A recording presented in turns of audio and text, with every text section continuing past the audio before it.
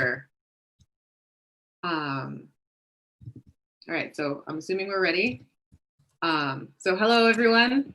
Welcome to the Wednesday, September 16th electronic meeting of the Ann Arbor Transportation Commission. This meeting is in accordance with executive orders from the governor to effect social distancing. Public comment will be via telephone only. To speak during any of the public comment opportunities, please call 206-337-9723 and enter meeting ID number 934-4956-3988. This information is also available in a variety of places on the published agenda and the public notices section of the city website and on the broadcast of this meeting. So now I'm going to ask Kayla to please call the roll. Thank you, Molly. We have received regrets from Commissioner Margolis, who isn't able to join us this evening. I also want to announce a couple of commissioner resignations that have been received. Commissioner Wendy Woods has resigned, and that is effective immediately. Commissioner Deanna Lernahan has announced her resignation, which will be effective on October 22nd, just after the October Commission meeting. Thank you, Commissioner Woods and Commissioner Lernahan, for your service and your contributions to the Transportation Commission. I also want to announce, for the benefit of any public attendees who may be viewing now or later, that if you are interested in serving on the Transportation Commission, please submit an application online through a2gov.org. The link to the application submittal is provided in the Transportation Commission's September homework guide. I will now call the roll. Please say here when your name is called. Commissioner Boland. Here. Commissioner Felt. Here. Councilmember Griswold. Here. Commissioner Haramaki. Here. Commissioner Hull. Here. Commissioner Kleinman. Here. Commissioner Lernahan. Here. Commissioner Parsons. Here. Commissioner Smith. Commissioner Summers. Sergeant Bill Clark. Here. Commissioner Crawford. Commissioner Dolan.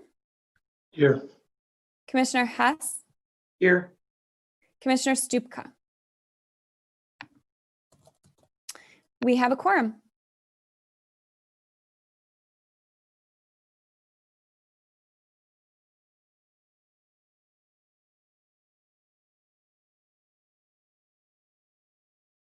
Molly, you are on mute. Thank you. We're going to move on to the agenda. So are there any modifications to the agenda before we move on? And I'm going to ask you to just physically raise your hand for these kinds of questions. Yes, Councilmember Griswold.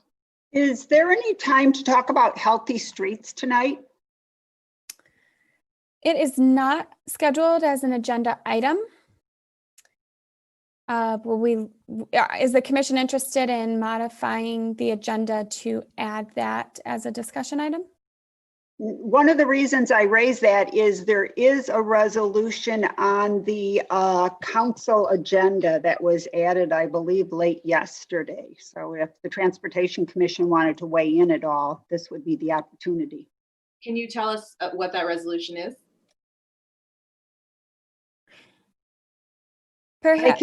I can pull it up in a couple of minutes, but it's basically to remove the barricades on the non-downtown healthy streets on October 2nd. And Raymond may know exactly what that is. Would it be best at this time just to make a decision about whether or not we want it as an agenda item rather than to get into any more detail? Okay. Yeah, I was wondering what related to healthy streets we were going to be talking about. I do believe that would be valuable to put on the agenda. Commissioner Parsons? I was going to wait to bring this up until the project updates because it is in there, the project update with the healthy streets, but I'm happy to devote, say 10 to 15 minutes to this topic if we want to add that to the agenda. Okay. So I ask for a motion to amend the agenda then? Councilmember Griswold, do I have a second? Commissioner Haramaki. And then we vote, do we vote on the motion to amend the agenda, I believe? All right. Yeah. So all those in favor of amending the agenda to add 10 minutes for healthy streets, please raise your hand. All those opposed? Okay, so motion passes. Are there any other oh, sorry, yes? I just wanted to address council members' question. I do have the resolution pulled up, so I'll display that when the time comes. Great, thank you.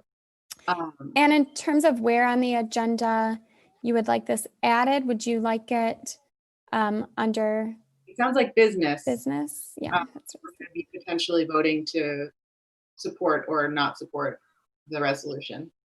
okay. So in business. We can just add it to the end of the business section. Is that okay? Yeah, thank you, Kayla. Are there any other amendments to the agenda? Okay, seeing none, can I have a motion to approve the agenda as amended? So moved. Commissioner Phelps, can I have a second?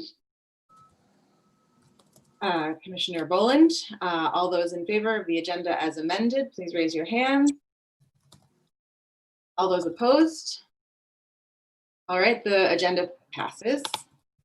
Thank you, everyone. So now we're going to move on to public comment. Made the consent agenda Oh, wait. Oh, the consent minutes. Yeah. Oh, the minutes. Okay. Oh, we need to approve the minutes from. You need to approve the consent agenda. Yeah. So the agenda got pulled off of the consent agenda, but the minutes is still on the consent agenda. So. Okay, so now we're on to approval of the consent agenda. Are there any modifications to the consent agenda? Okay. So is there a motion to approve the consent agenda? So moved. Thank you, Commissioner Phelps. Seconded. Commissioner Parsons. All those in favor of the consent agenda, passing the consent agenda? All those opposed? Okay, the consent agenda passes. Thank you, Commissioner Phelps, for that reminder. So now we're going to move on to public comment. This is an opportunity for people to speak for up to 3 minutes. Please call 206-337-9723 and enter meeting ID number 934-4956-3988. City staff will select callers that have raised their hand by one using the last 3 digits of your phone number. In order to electronically raise your hand to indicate your desire to speak, please press *9 on your phone. You'll hear an automated announcement that the host is allowing you to speak. Please state your name at the beginning of your comments. And Kayla, do we have anyone on the line for comment tonight? We do not currently have anyone on the line. And as we have done in past meetings, if someone does get through, there can be some delays. We will return to public comment to allow them to speak. So now we're moving on to, yeah, Kayla. I'll just add one note on the attendance. I'll update the attendance to reflect that Commissioner Ryan Smith is present. Thank you. Thank you. So we now invite Commissioner Raymond Hess to provide an update on the annual crash data report.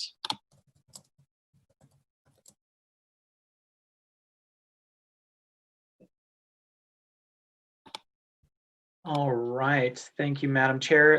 Can all of you see my screen, the 2020 annual crash review? Very good. I see a thumbs up. So I will note that I'm probably not going to spend a lot of time going into the particulars of this portion of the crash report, in large part because you saw a lot of this material already about 2 months ago. But what I did want to highlight are some of the changes from what we presented to you back in, I guess that would be July to now, just so bring those to your attention. And we can take a quick pause, answer any questions or suggestions that you have related to the crash review itself, the main body of the report. And then I will go into the supplemental report that was developed, which was a recommendation from the Transportation Commission specific to pedestrian crash. So the crash report has, some additional language that you haven't seen before, but it just kind of is the wraparound text that kind of talks about methodology and where the data sources come from. So forth and so on. Again, these charts that you see, these tables, are the ones that you saw back in July. None of that has really changed. The data is the same, so there were no changes that have been made. What we did add, though, just for a little bit of additional context, is we added some national trends. Now, one thing to note is the timelines are a little bit different. So you'll note that our crash report runs 2010 to 2019. That's because, we have access to that data. Whereas at the national, that data I don't think is completely available yet, maybe for 2019. So it runs 2009 to 2018. So there's a 1-year lag, but I think you can generally see what the trends are side by side. So it's really just a exercise in context. And so we do that. We try to do that for most of the charts in the report, just to, again, kind of show how we're trending against what those national trends are. I'm going to kind of speed through some of these. Again, if there is anything you want me to highlight, please stop me. I know I'm scrolling through it pretty quickly, but again, these were what we presented back in July. And we have the bicycle crashes. We had the pedestrian before that. This is the crash performance by type, and then by time, both in terms of day of week, month of year, time of day. Lighting conditions as it was reported in the crash report, that's included, the weather conditions, and then some of the special considerations. So, distracted driving, then we'll get into driving under the influence, what the driver violation was in terms of, what citable offense they were doing. Here's the drinking and drug use. Again, we presented on those before. So the first thing that I think all of you were excited to see last time that weren't quite ready, but are now, are the crash maps. So again, we've kind of presented them in several different formats. The first series of maps just shows all the crashes. So I will warn you, there are a lot of red dots on the map, right? It just shows everything. So there's kind of some noise here, at least in my opinion. But when we go down to some of the maps down below, you'll see the signal.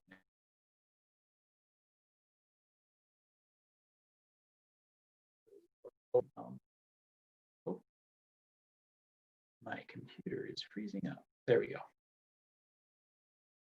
So I'm just going to kind of get to, I think this is more the substance of at least what you might find interesting, or at least I did.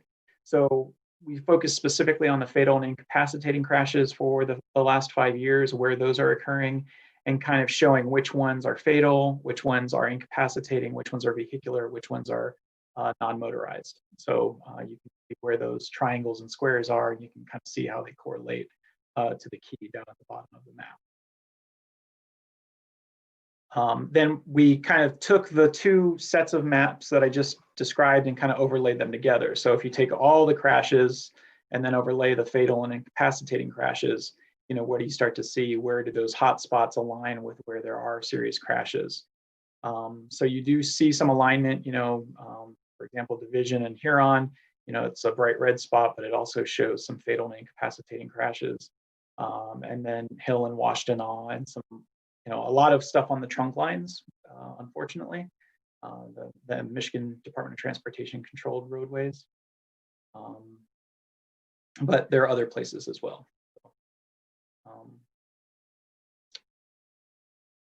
And these are broken up, again, for kind of scaling. And I know there's a lot of information here, so it's hard for me to kind of drill down on any particular thing related to the map. So I know I'm scrolling through these, and I don't mean to gloss over them, but I wanted to just kind of give you a flavor of what's in the report, and then we can go back and address any questions you might have specific to these maps. So again, these are the other quadrants.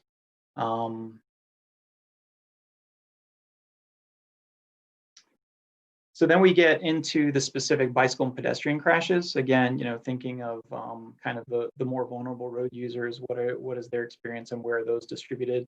So these are all the crashes, and again, color coded by whether they're a bicyclist crash or a pedestrian crash. And then again, we overlay that with all the crashes on that heat map just to see again where you can see where there are some similarities and where maybe there are some divergences from what those trends are.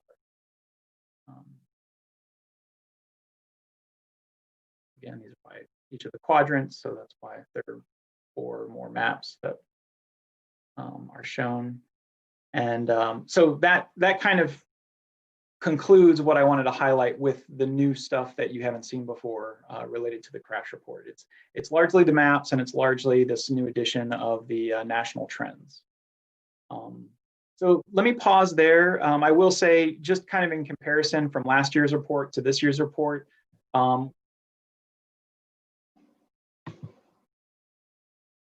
similar, especially the graphic dispersion. In part, that's because we're looking at 5 years of data. So, we've swapped the out year for a new year.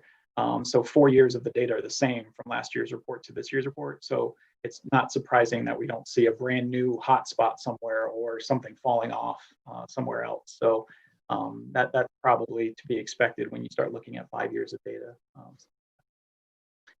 So with that, let me pause and see if you want me to go into a little bit more detail on any of that. I know I went over it quickly. I apologize, but again, since we have shown some of this information already, I wanted to spend more time on the supplemental report. All right, so while we're in screen share, I can't see everyone's faces. So if you could raise your hand electronically in the participants panel to the right, I can call on people that way. So I see Councilmember Griswold, you have a question. Yes, I was wondering if you could also include a couple of slides on the Michigan trends for crashes, because Michigan is not increasing in the same way that the United States is. Yeah, we don't have to have a, pardon me? Yeah, we should be able to do that. I think, as you know, the data source that we use is that Michigan traffic crash facts. Yeah. And we use a software that I think the state provides to us called RoadSoft, but it pulls the same data. And since that data is controlled by the state, I would imagine we can do statewide queries that could align with ours. So yeah, I think we should be able to do that. Oh, okay. I would say just maybe 3, total crashes, pedestrian crashes, cycling crashes would give us a view of what's happening at the state level. Thanks. Other questions or comments? Oh, I thought we would have a lot more to say about this, although we did get to talk about it a lot a couple of months ago. So thanks so much. Oh yes, sorry. Commissioner Parsons. Yeah, Commissioner Parsons. Brad.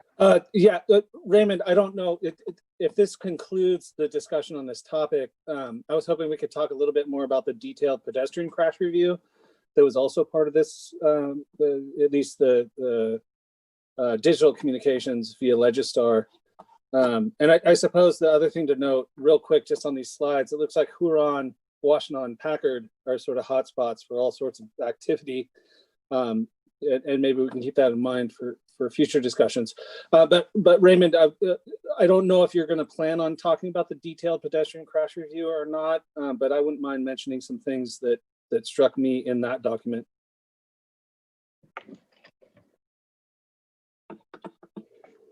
Hopefully it's a good segue. Transit over to that. I did to discuss that. Yeah, there you go. You set me up. Let me make sure, did that push over when I clicked over? So are you seeing the 2019 detailed pedestrian crash review? Good. Okay. Yep.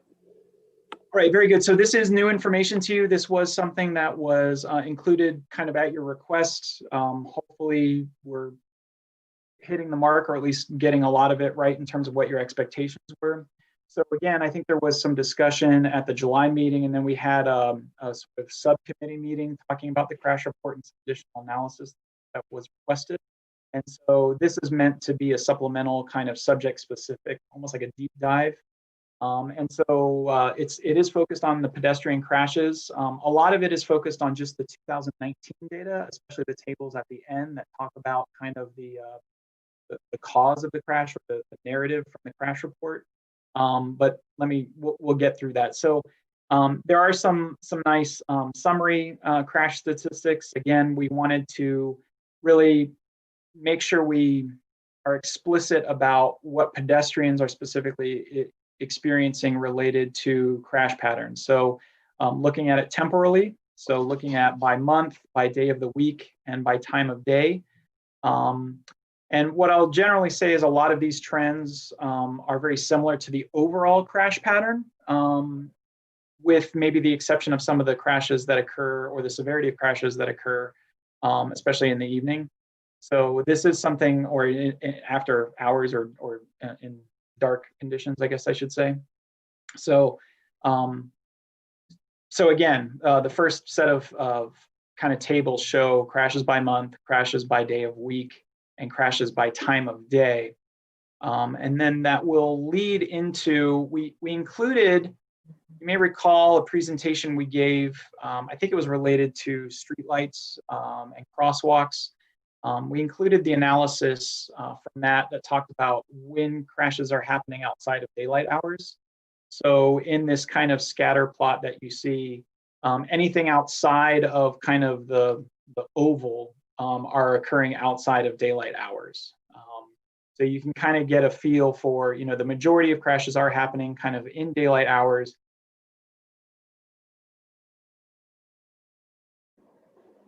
Significant amount of daylight hours is something to pay particular attention to, especially when we look at, these are kind of all the crashes from 2014, 2018. But then if we look at the serious and fatal crashes, the KNAs, you can kind of see where they fall again. So these are the crashes in the middle, kind of are what's happening during the daytime. And then the ones outside of the kind of ovular shape are the ones occurring during dark hours. Again, this information isn't necessarily new, but we're presenting it alongside some other information which gives it some additional context. The high crash locations, this is an output from the RoadSoft program that we use, where it can go through and quickly kind of summarize which locations are experiencing higher crash volumes than other places. So the first is just kind of a total crash, looking at you know, which intersections have the most number of pedestrian crashes. And so, you know, you see Huron first, Maine and Kingsley, Ann and Glenn, so forth and so on. We did put asterisks next to those locations that are state-controlled intersections, so typically along a state trunk line. So, you know, those being Huron, you'll notice those are fairly prominent in the report. There are a lot of state locations, and that maybe makes sense, not to defend it, but you know, there's a lot of volume on those streets, and they tend to kind of go right through the middle of the community. So these are the total crashes, but then if we look again more specifically at the fatal and incapacitating crashes, there's kind of a different sort of ranking. So this kind of applies a weighting factor if there's a fatality versus an incapacitating crash. We, you know, thankfully didn't have any fatalities in 2019, but we did have serious crashes and incapacitating, which is not good. Really, this is kind of ranked by kind of the types of crashes that are occurring and the severity of those crashes. And it kind of shuffles that list from above, kind of shuffles it a little bit just based on the severity of the crashes. So, you know, now Plymouth Road and Bishop comes to the top of the list, which is kind of a mid-block crossing by that shopping center over there, just north of North Campus. So wanted to highlight that. Then related to some, the last couple tables are related to some of the narrative from what we call the UD10, which is the crash reports. We wanted to really provide, and this was a request, I guess, as you may recall from, I can't remember if it was made at the Transportation Commission meeting or kind of that subcommittee meeting, but the idea was, can we drill down a layer deeper to really understand what's happening at these crashes, so that it's not just a point on a map, it's not just, you know, a figure in a table, but we can understand the circumstances around which those crashes happened. And so what this did is it took all the 2019 crashes, all of them, it the way they're ordered is by severity.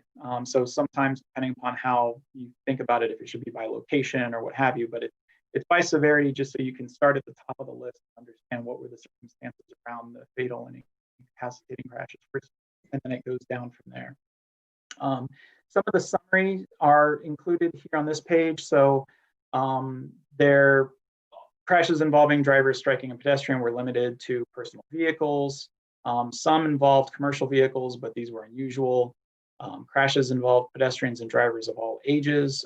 There were some minors involved, and many of the crashes involved what I would consider college-age students, pedestrians between the age of 20 and 29.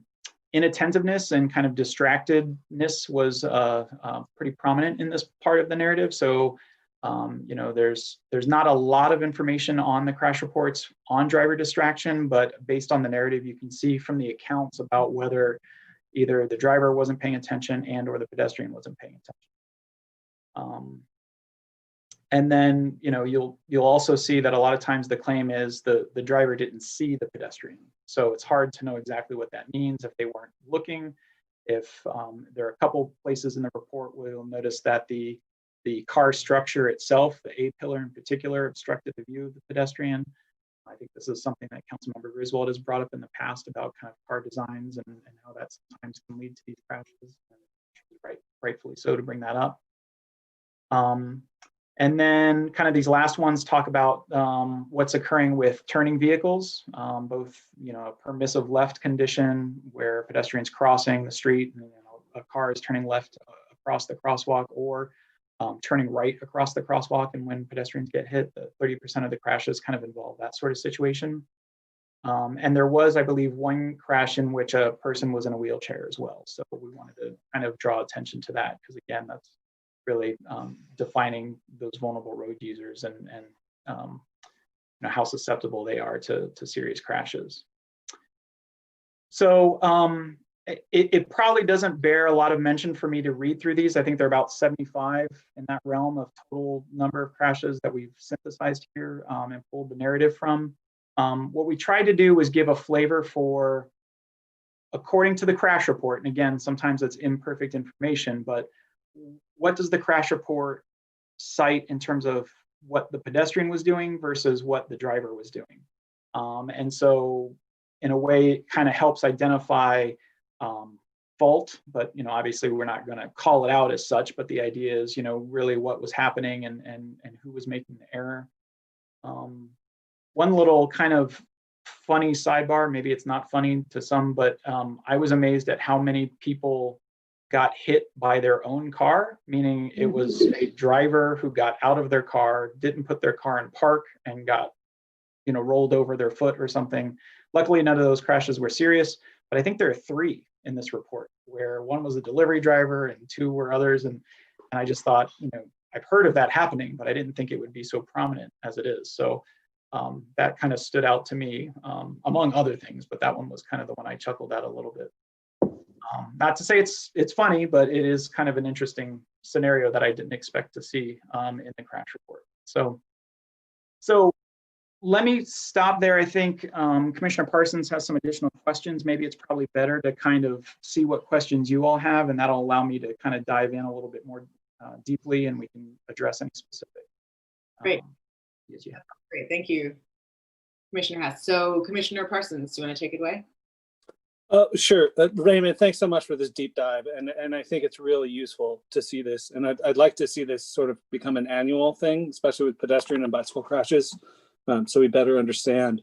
And yeah, you're right. The 3 self-inflicted pedestrian crashes struck out to me as well. Just a minor note, I know at least 2 of these involve persons in wheelchairs, and I want to say 3, but I haven't found the 3rd. So it's a little bit higher number there. What I'm hoping you can comment on, Raymond, and maybe like steps moving forward. The word left came up again and again and again, and in 2 contexts. One is the amount of pedestrians that were hit in a crosswalk with a car turning left. And then also the number of drivers who left the scene. there seems to be a lot of hit and runs that are occurring with pedestrians. Maybe this is the standard sort of percentage, but I was struck by how many, sorry for the pun, by how many of these folks actually fled the scene that were involved there. So just to like provide a prompt maybe that you can address, Huron seems particularly prone to pedestrians being hit by left-hand turning movements. I know it's MDOT controlled. What might scramble crosswalks do for that corridor, or left turn signals possibly do for that corridor? What would that take with MDOT? Just general thoughts for sort of all of what I sort of laid out, and happy to go in deeper with questions if that doesn't capture sort of all of it. Sorry, Raymond, I just threw it all out there. All right, sorry. No, that's great. I appreciate those questions. I think, let me start with the first one about the sort of hit and run situation. I'm probably not the best person to speak to that. I know Sergeant Clock is on the call. He might be able to give some additional context, but I can imagine that hit and runs pose all kinds of concerns, obviously, but one of the things from a data perspective is it gives us an incomplete picture about what was really happening, right? Was the driver intoxicated and that's why they fled the scene? Was there some other condition? Were they driving illegally? Maybe they weren't licensed or whatever the case may be. So I think that's one of the things that's, it's obviously tragic and unfortunate when those crashes happen regardless, but it's, in order to try to address those crashes, it's difficult because we only have one side of the equation unless they're eyewitness accounts of others. So that is, it's unfortunate. It's obvious. Well, I shouldn't say it's obvious, but something seems afoul when somebody flees the scene. That's my opinion. But Sergeant Clock, do you have anything extra you might want to add to that, some additional context, or? No, I think you hit it right on the head. It's tough to determine what's going on. Some of them we found are suspended drivers. They hadn't renewed their driver's license. They may have been intoxicated. So all those could be factors, or they, it's a young driver or even an older driver that just may be scared, so they don't know what to do. So it could be any number of things that we just don't know unless we can track it down and talk to them. Yeah, thank you.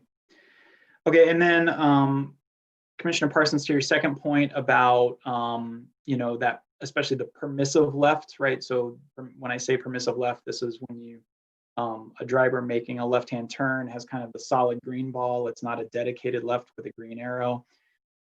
There are several instances with that. And one of the things that I think is interesting in this report that really spoke to me is how many were pedestrians who got hit from behind.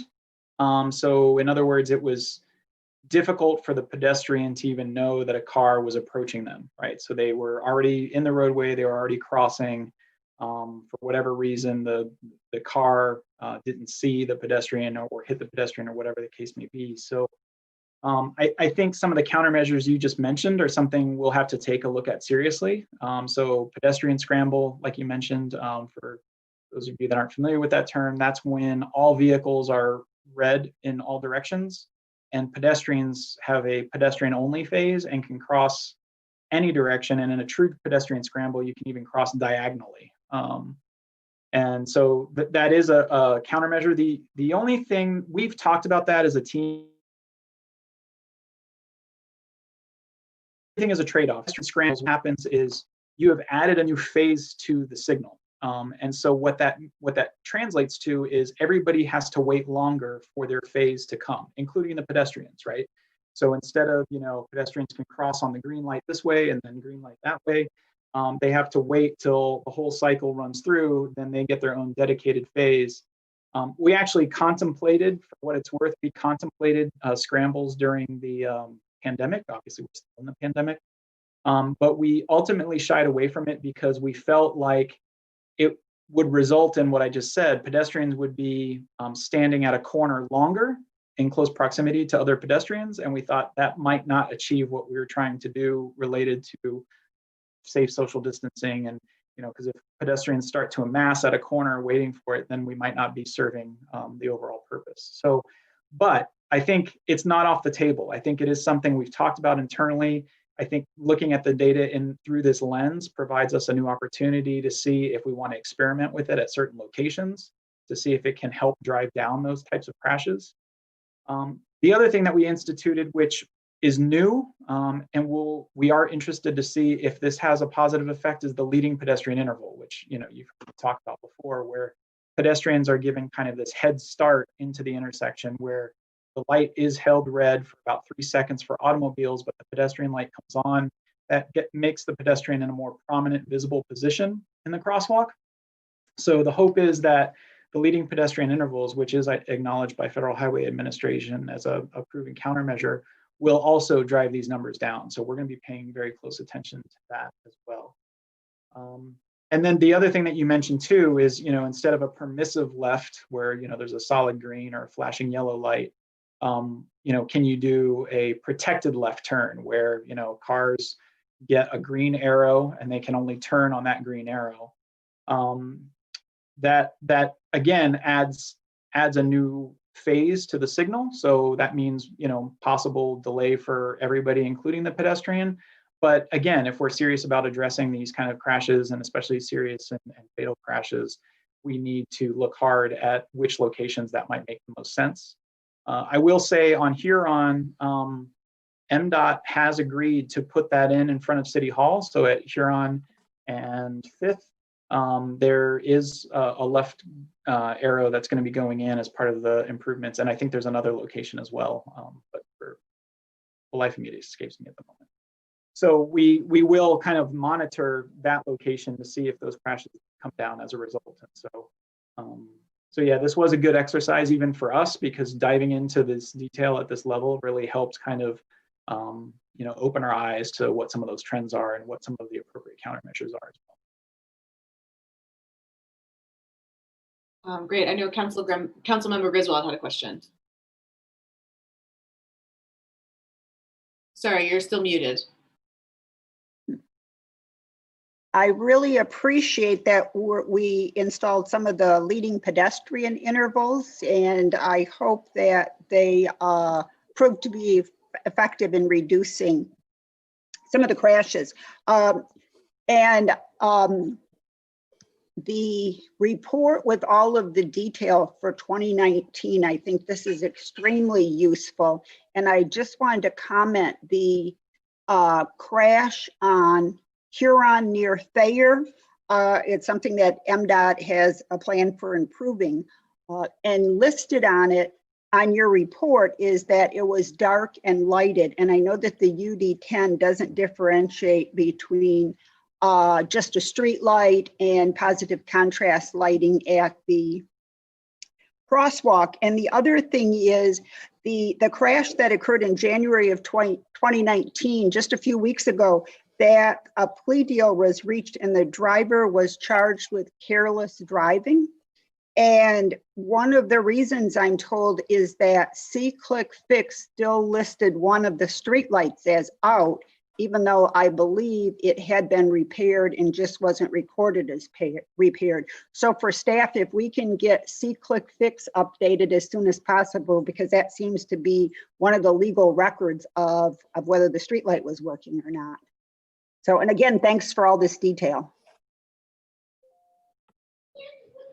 Any other questions or comments? Again, if you could use the electronic hand raise. Yes, Commissioner Parsons. Just Raymond, just some really quick follow-up. Thank you for all of that detail. I think it might serve the commission to sort of understand some of the numbers that we're talking about with wait times when we include various cycles. So for instance, scramble versus left turn lane, dedicated versus sort of status quo right now. I understand all of this is a balance, well, some, but it might help us as a commission to better understand, how much more would a scramble add, for instance. Again, I do want to sincerely thank you guys for the deep dive that your staff did My only recommendation in future deep dives is that we have some standardized wording. I tried to search through some of the narratives, and for instance, I just wanted to find turning movements. So turn, turned, turning were 3 different types of searches I had to do to find the same description. So if there could be some more standardized language, I think that would help us better to understand the data in the future. But overall, huge thumbs up, and I hope to see this on an annual basis. So thank you. Great. Yeah, thanks for those words of encouragement, Commissioner Parsons. One thing that I do hope to include, it'll take a little bit of time, but not too much. It doesn't change the substance of the report, is to take these 75 rows that you see before you on the screen and synthesize it into a quick reference matrix that would just kind of say, you know, motorist failed to yield, you know, pedestrian failed to yield, you know, whatever the kind of, whatever buckets we can kind of roll these into, and then just list the number of crashes under each of those. So then that way, to the point you're saying about standardizing that language, it would be a very quick 1-page snapshot of, you know, what happened. And that's one thing we think we can take the narratives and kind of roll that up pretty easily. And before we finalize the report, I would have that matrix either following these tables or preceding it to kind of give it a quick reference. That's great, Raymond. Thank you. Thank you very much, man. And I do want to give a shout out to, you know, Cynthia Redinger, put both reports together. I think she did a fine job. This is new for us, right? This is only the second time we've gone through this report. I've worked on these in past jobs, but it is something that I've always felt was important for Ann Arbor. And I think she did a really good job to kind of step up to the task and really be as just really try to diagnose what's happening in the community and use this to help inform.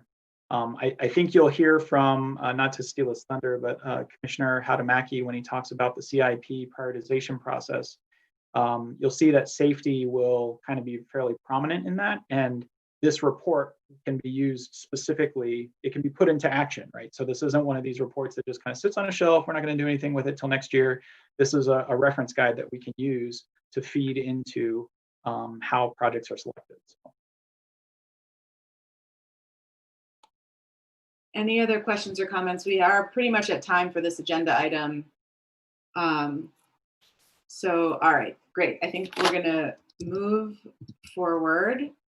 So let me see here. Thank you, first of all, thank you very much. Oh, Commissioner Hess.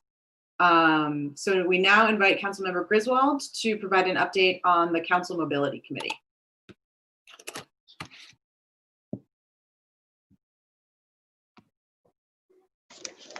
Okay, there's some question about whether a committee meeting occurred or not. And I know I received an email from Ed Vilmetti because as I understand it, the agenda was posted, but the members were never publicly acknowledged and invited. So people didn't know who the members were. So in any case, 5 of us met. And other than the one agenda item to advocate for MDOT to immediately upgrade the Huron crosswalk near Thayer, the only other discussion was about that we really don't need a mobility committee anymore. My position is that we really needed the mobility committee in February to advocate for improvements. And as Raymond mentioned, many of the crashes are occurring along corridors that are under MDOT's jurisdiction. And so we need more clout to get MDOT to make improvements. Another area is the corner of Washtenaw and Hill that another council member is very concerned about. So the agenda is out on Legistar now. I won't take the time to read what was on the agenda, but it's basically about that crosswalk. The Mobility Committee met on Thursday. The following day, on Friday, we had a Zoom meeting. Senator Jeff Irwin and Representative Yusuf Rabi, and they're both strongly advocating for immediate upgrade to that crosswalk and the installation of RRFBs. I got a follow-up call from Representative Yusuf Rabi last Friday, and he asked me if Kirk Profit, our lobbyist, was involved, and I said not to my knowledge, and he suggested that I call Kirk Profit, and I did, and Kirk told me he was going to talk to Paul Ajegba to try to get the project moved up, and I haven't been given an update yet this week. So we're also working closely with Tom Crawford. I know he was on vacation last week, but I think that we have the clout that we need to get this project moving and to get other projects moving along the MDOT corridor. So, and I am totally flexible in how to communicate this advocacy to this committee or to involve members of this committee. It's become more of a political pressure at this point rather than just going through the normal process. And we are working closely with Tom Crawford. I know that Craig Hupy was in one of the Zoom calls, possibly Nick Hutchinson. And we have records going back 10 years, if you can believe it, to 2010, when this crosswalk was first put in. And then Chief Engineer Humayun Peruz actually had a design for improvements that have yet to be implemented. And we also met with Sue Gott and Mike Rain from the University of Michigan. They were very involved in the project back in 2010, 2012, and have since, I think, just decided that it needs to be taken care of politically as well. It looks like we have at least one question. So Okay. Commissioner Felt. Let me just start off by saying I'm confused by what were meetings and what were not, because you talked about the Mobility Commission meeting or the Mobility Committee meeting, and then you kept saying, and we met with Erwin and Robbie, and we met with so-and-so, and was that the Mobility Commission or somebody else? Or no, those were not Mobility Committee meetings or committee meetings. The council passed the Mobility Committee resolution in February, and that's when we were really, we being me and maybe a couple other council members who were interested, we were really struggling with trying to get enough pressure for MDOT to make the improvements. And then without the Mobility Committee, we being interested council members started meeting. And right now it's Zach Ackerman and Jane Lum who have been involved in this project. And I know that Zach is very interested in the intersection of Washtenaw and Hill. okay. So it's not part of the Mobility Committee. Okay, thanks for that clarification. But I think that it's apparent that the meeting took place in violation of the Open Meetings Act, because notification was not given to the public in the 18 hours or 24 hours necessary, which included all members of the Transportation Commission. And I think that I'd like to hear why there was such a blatant disregard. And maybe this is a Chris Taylor question, but as a member of the committee, I would ask it to you, that violation occurred, and just sort of what's going on. Why? I have the same question, because what happened is Christopher just sent an email to 3 other council members and me saying we're meeting on Thursday at 4:00, and I sent an email back saying, well, don't we have to publicly announce who the members are? And it was put out on Legistar, but no one really, the public didn't really know about it. And his response back was no, I followed the proper procedure. And So I have all of those emails. So I was questioning it because one of the reasons for the mobility committee was to bring forth transparency, and we definitely got off on a non-transparent mode. And the members that he selected were really people who did not support a mobility committee or have time to work on it. So Jane Lum and Zach Ackerman were not even appointed to the mobility committee. So in any case, the work was being done outside of the committee. Which is also a violation of the Open Meetings Act unless it's done very carefully. Right.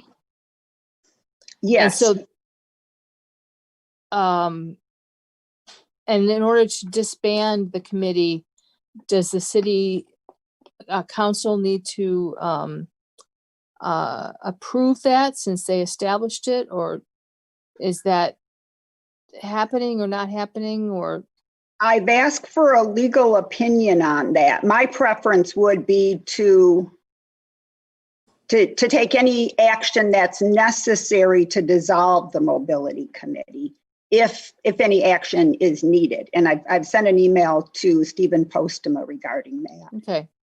Well, I know that there are members of this Transportation Commission who wanted to either participate as members, but also certainly to attend the meeting or to hear the agenda in advance, and that did not happen. And I'm just registering my disappointment and frustration with that. So I'm in complete agreement. I raised concerns about that, and that's why it was really, in my opinion, not an official meeting. But I will get a legal opinion on that. And just for clarification, the mobility committee is not addressing the state crosswalk law. That was never the intent. And in fact, Christopher Taylor sent a letter in support of a state law back in 2019. And I don't know if he's made that public or not. But again, that's something that he could do. So the mobility committee is really about getting infrastructure in here and improving safety. Right. My understanding is that he supported the idea of uniformity for the state, but not the specific language that the Transportation Commission is also opposed to. Okay. But a clarification from him would certainly be helpful. Oh, okay. So I may follow up on that as a private person. Oh, okay. Yeah, that would be good. I just want to say that's not within the realm of the mobility committee, if a committee even exists. Okay. And Very yeah, strange. yes, it really is strange, because when we did meet, I said, well, I think that we need to have one more meeting to at least invite Councilmember Jane Lum and Councilmember Ackerman to give an update on the status of this crosswalk project with MDOT. And Christopher Taylor said, well, that might be a violation of the Open Meetings Act, or, he mentioned quorum, we have to be careful. And it's like, well, this is really absurd. So the people who are working on the project can't report back to the members of the mobility committee. So it sounds like there's a lot of confusion around the mobility committee, and maybe sometime in the next month we can get some clarity on that and perhaps revisit it briefly next month. But I think we need to move on. Are there any other commissioners with questions? Okay, thank you. So thank you, Councilmember Griswold, for that, and Commissioner Felt for your questions. Let's see. So next, we are going to move on, moving back to Commissioner Raymond Hess to address concerns around pedestrians and roundabouts.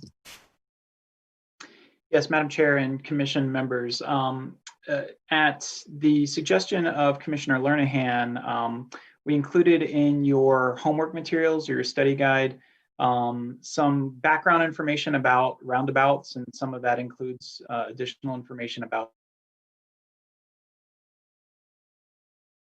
interaction of pedestrian roundabouts and how pedestrians could or should or might use those roundabouts. What we wanted to do is just briefly kind of introduce that subject, and then if you have any specific questions or concerns you would like for us to address at the next meeting, we'd be happy to put together a presentation, probably largely based on a lot of the information that was provided, but we can try to synthesize it a little bit for you.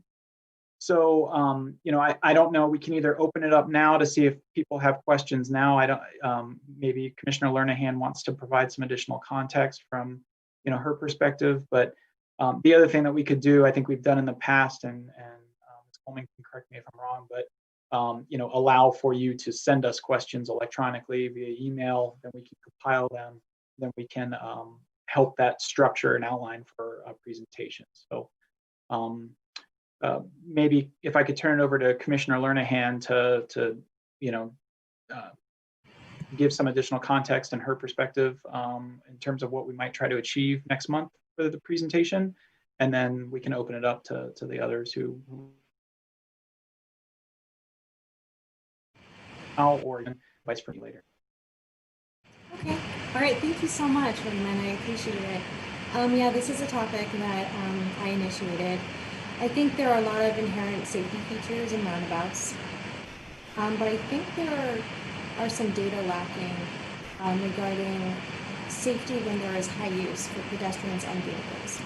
I think the data is lacking on a national level as well as a local level. And from my personal experience, that's kind of what prompted me, is I have some difficulty crossing a roundabout next to my house. And I live along, very close to the Nixon corridor. And I find that cars are a little distracted. They're looking for their approaching exit. They're looking to see if other cars are approaching the circle. And pedestrians are a bit of a surprise, in my opinion. When there are a lot of pedestrians, this becomes a problem. And along the Nixon corridor, we have a lot of young users. We have elderly users as well. But we have 2 elementary schools in the area and a middle school. And so I've seen some kids standing and waiting for the appropriate time to cross. And it's a little difficult for them, I think, to judge the gaps between cars. When I look at the roundabouts, it seems like we're doing a lot that's right, so I just wanted to get some feedback from other commission members and see what they think.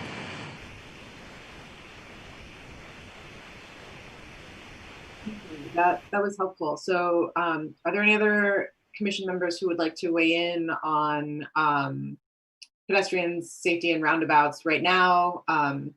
We can also, I think it's a good idea to compile some questions and give Commissioner Hess a chance to bring together a more thorough response. I see a question from Commissioner Felt.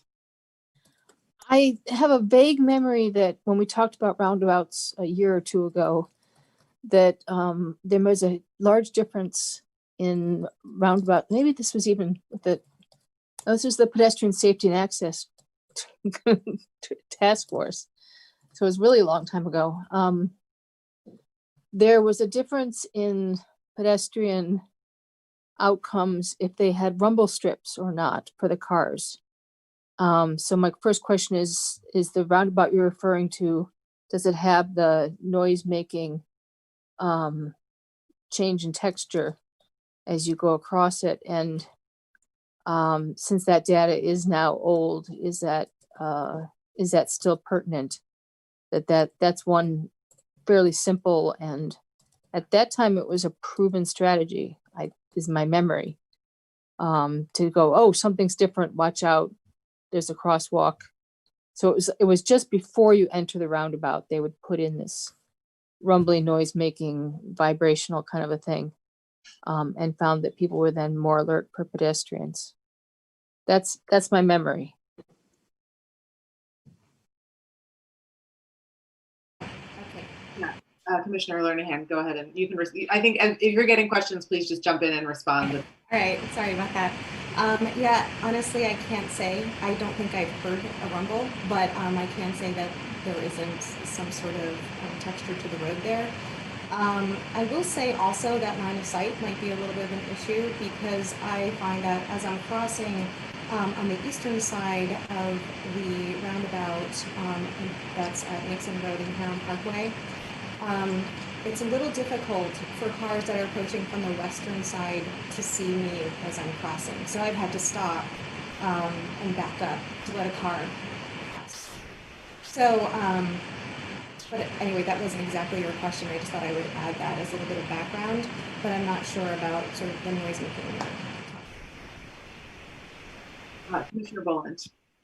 Yeah, I just want to sort of echo the concern that Dina raised. There's a walking and biking path to Skyline that crosses an on-ramp to 14. And it always, every time I go across it, I think it's just absolutely crazy to have this crosswalk in the middle of the on-ramp. You know, I mean, it's the transition from the roundabout onto the on-ramp. And so I don't think there's ever been any accidents there. So maybe it's not that crazy, but it just raises concerns in me every time I go across it. So I think I'm hearing that there's definitely interest and desire in digging into this in more detail. So let's try and compile questions. Kayla, maybe you can help me set a timeline for getting questions in time for Raymond to address them, and we can plan for a longer conversation about roundabouts in the near future. Commissioner Dolan, I see you had something to add.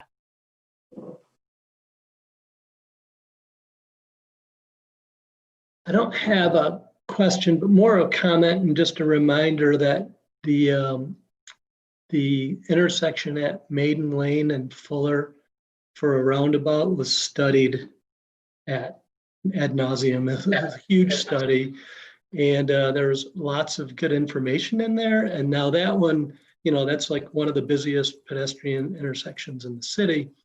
So it's a little different, but there are a lot of good learnings from that, I think. And Raymond, it might have been a little bit right before your time here, but I just thought remind you of that because I think it's some good data and information in there on that study. Thank you. That's a useful tip. So I'm going to keep us moving tonight, but we were going to come back to this. Oh yes, Commissioner Hess. And sorry to interrupt, Madam Chair, but if I could ask for those questions within a week, and the reason why is, as Kayla mentioned, unfortunately, October will be our last meeting with Commissioner Lernahan, so I would really like to make sure we have that presentation ready. So, I don't know how in-depth your questions will be, so I would like the opportunity to research it with my team. I need probably about 2 weeks before the packet goes out, so that would just be my one request, that we ask for maybe a shorter turnaround on those questions, just so that we can turn that around before Commissioner Lernahan. Thank you. Yes, we can do that. All right, great. So we're moving on to business now, and I would like to invite Commissioner Haramaki to present on Capital Improvements Plan prioritization. Okay, let me share my screen here.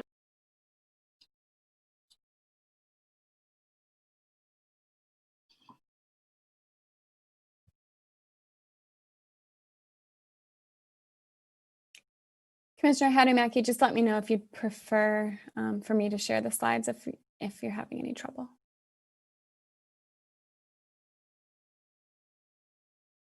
You're on mute though currently. You're muted right now. Sorry, yes, I think it would. I have to go deep into the settings to allow Zoom to share on this computer, so if that's okay. Sure, no problem.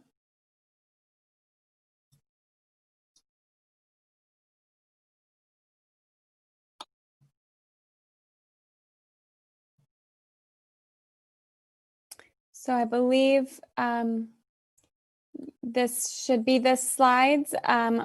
Just let me know which ones you want to scroll to. Sure, yeah, it's starting from the top. So I mentioned this at the last meeting, but this effort was to reassess how capital CIP projects are scored and assessed in the active transportation realm. And so the first step was to set or define a new set of strategic priorities. And after much discussion, those ended up being the 5 shown here, which are funding, access and mobility, coordination with other projects and agencies, regulatory or policy compliance, and physical safety. These are the new priorities that proposed capital improvement projects would be graded against. And in the yellow circles here are shown the relative weighting between the 5 priorities. And those were determined by doing an A versus B, a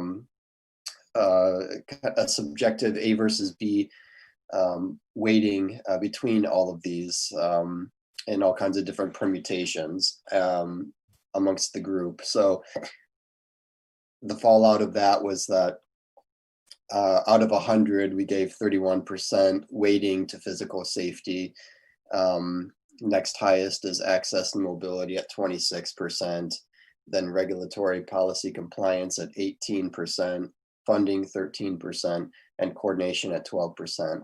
So when the scores for each of the 5 priorities are compiled or added, they are weighted by the yellow, the numbers in the yellow circles shown here. Additionally, there were 2 objectives underneath access and mobility that we identified, and those were equity and user experience. And those were also weighted against each other at 55-45 respectively. So the next slides go into each of the 5 priorities, and I can quickly describe how each of those would be scored. So for each of the priorities, there's a low, medium, and high desirability. And there's descriptions here for what would count as low, medium, or high. So for funding, for example, a high desirability would be a substantial or more than 33% funding from outside sources. Medium would be standard city funding sources like Act 51 or the millages. And then low would be there's no funding identified yet. And the line on the bottom is gives you an idea of the score for each of those low, medium, or high desirabilities. And you'll see different shapes for each of these priorities on the scoring. So it might be a concave up or concave down or a straight line. But you'll see that as we go through. So that's funding. Next is coordination with other projects and agencies.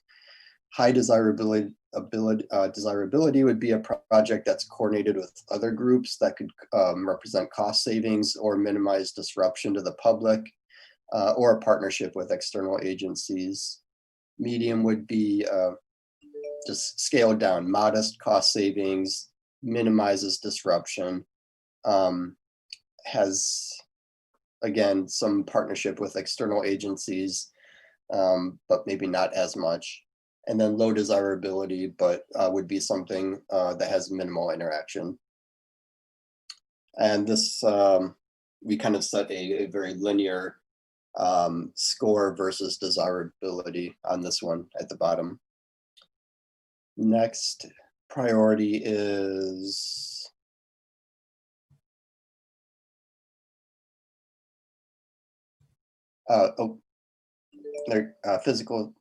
physical safety. Okay.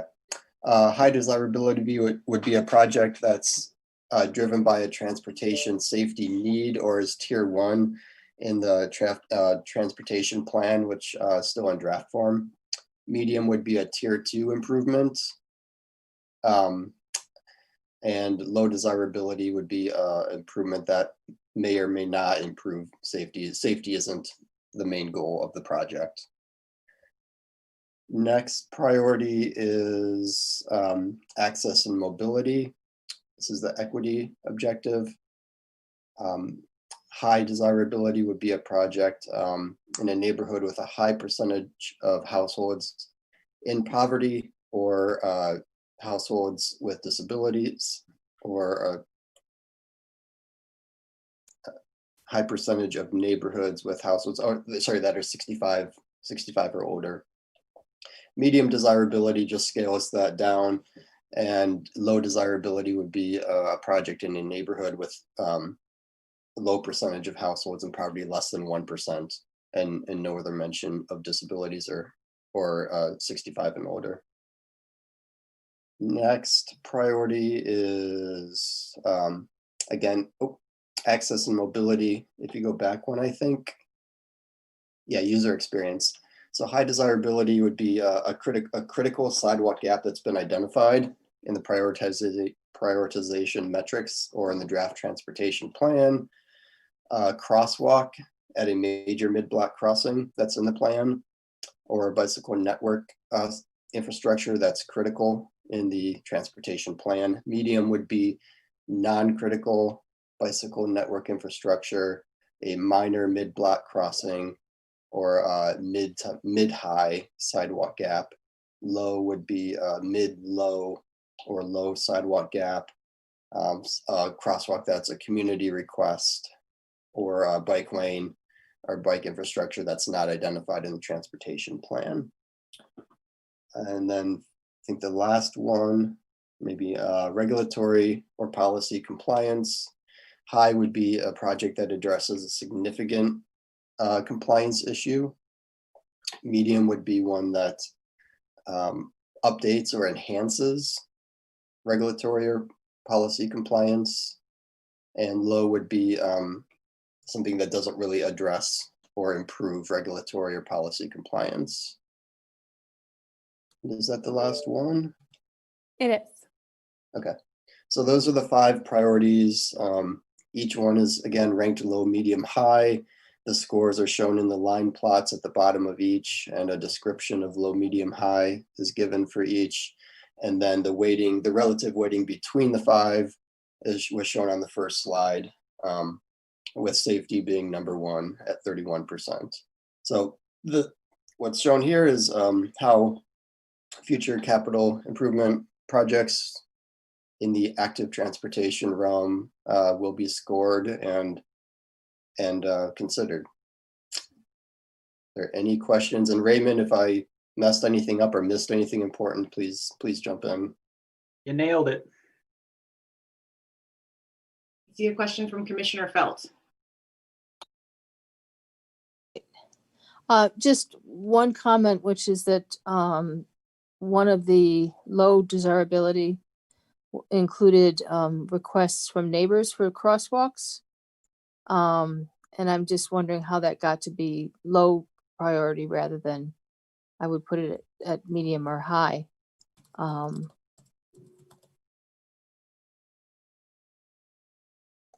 Forgot which category that was. I'm sorry.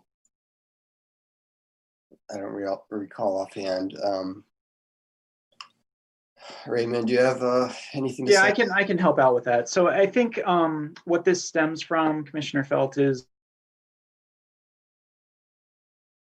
the way I do gauge the level of support from a neighborhood or citizens is if there is a community group that puts in a request. So for example, Center for Independent Living, if they suggest that, this crossing is important, that gets a little bit more weight than just a single person putting in a request. It's not that we're trying to discriminate one against the other, but the idea is that a organized group has a collective interest in mind, whereas a single person might just have a personal interest in mind. And so we're not trying to, we're trying to hear everybody out, but we're trying to address the ones that get us the most bang for the buck and can address kind of a larger community need. So I think that's what the distinction is meant to be, is just it's a single person versus an organized group. An organized group could be like a neighborhood association, right? If the neighbors all come together and say, we want that, we would treat that as a kind of collective identified need as opposed to a singular. So there are different ways to kind of work that. But I think that's what the intent is to really try to encourage people to get group support behind a request instead of just a single one-off request. Okay, I don't think it communicates that terribly well. So maybe there's just a little bit of rewording that could be done, since we support community groups and gangs of people making requests, but not. Yeah, we can't do everything, make everybody happy. Thanks. Any questions or comments? All right, great. Thank you very much, Commissioner Haramaki. So let's see what's next. Oh, me. So I will now provide an update on the disbanding of the CIP committee. So I'm probably going to call on Kayla at various points to help me explain this, but as I understand it, the CIP committee, that's the Capital Improvements Plan Committee, was created early on in the life of the Transportation Commission. And the idea was to have a formalized way for the commission to weigh in on the capital improvements plan and projects as they arose. But what we have found in practice is that staff are bringing those projects to the commission regularly, and the commission is able to weigh in our normal operations, and that the committee has not been meeting, and it seems that we don't actually need it. Kayla, did I get that more or less right? Yeah, okay, that's accurate. Great. So we will have a motion before us to disband the CIP committee, but before that, I wanted to open it up for discussion, just to see thoughts and opinions that people have and any questions. So Commissioner Felt. I'm in support of the disbandment, but I couldn't do that without acknowledging the fact that Brad has been a part of the committee from the very beginning, and I think that it's been an incredible experience to see him work with staff and learn that interaction, and the sort of the hidden good that has come from that is quite large, and Brad brought passion and details that you wouldn't believe to that committee that were so helpful and so fabulous. And then Cyrus had his own work as well. So I kind of skated along. But That's not true. Well, that committee I did. But Brad in particular, I just think has done fabulous work with that group. And I really appreciate him being so solid and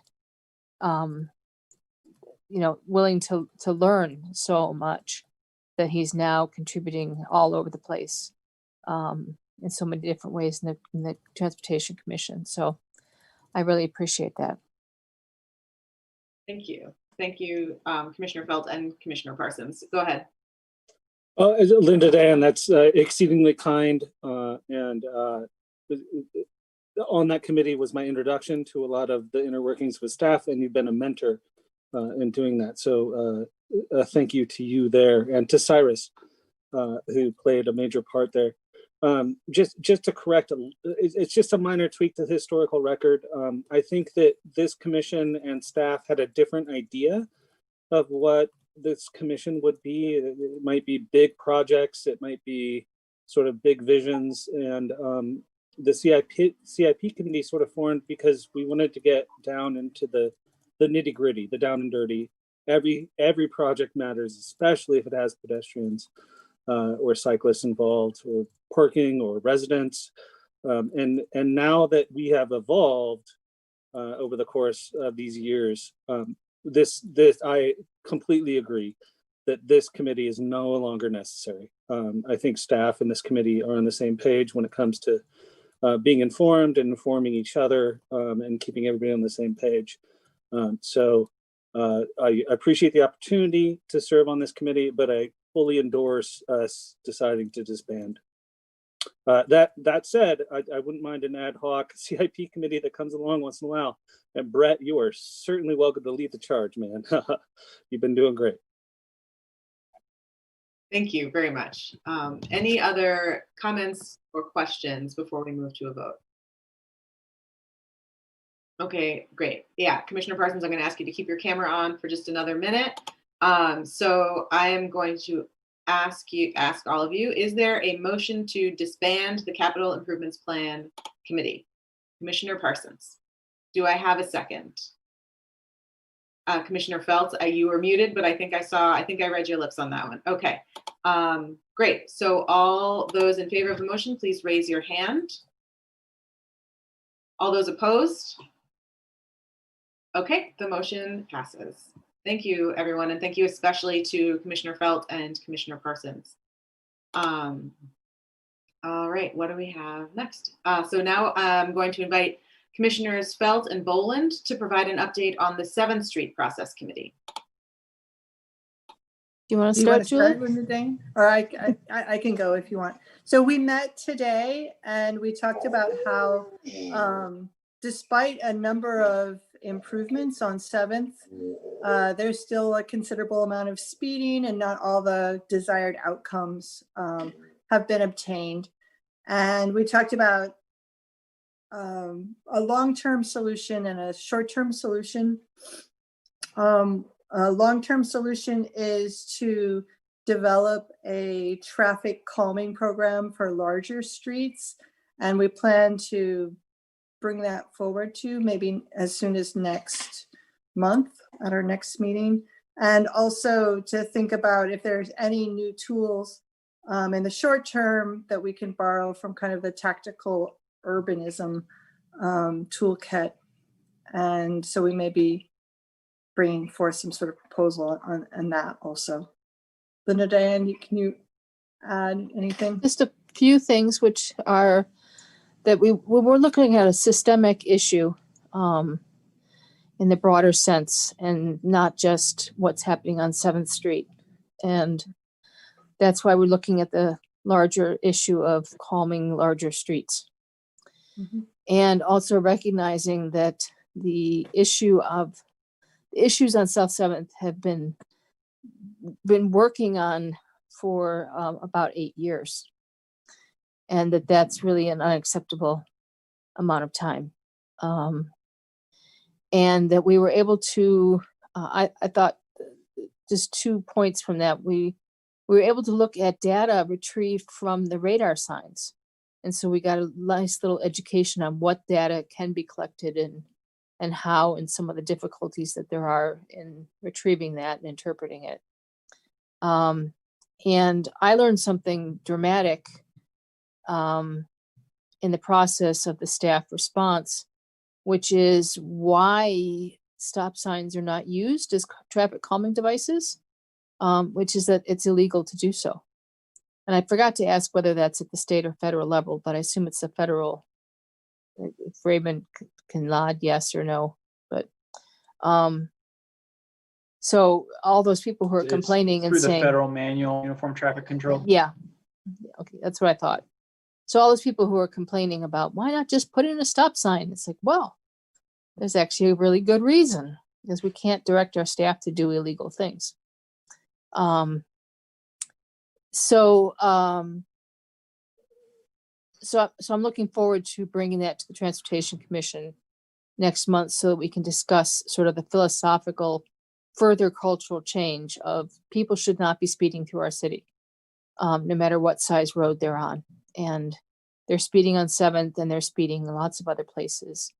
And we need to do what we can in light of Vision Zero and other concerns to stop that behavior.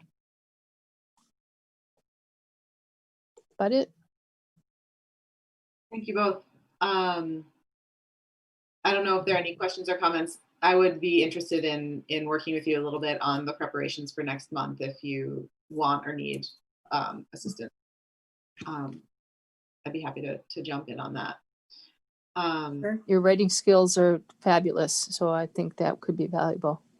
Yeah, I'd be happy to lend those to this cause. Any other questions or comments? Great. So we're just going to move forward through this quickly. Thank you both very much for the update. And we'll look forward to the longer conversation next month.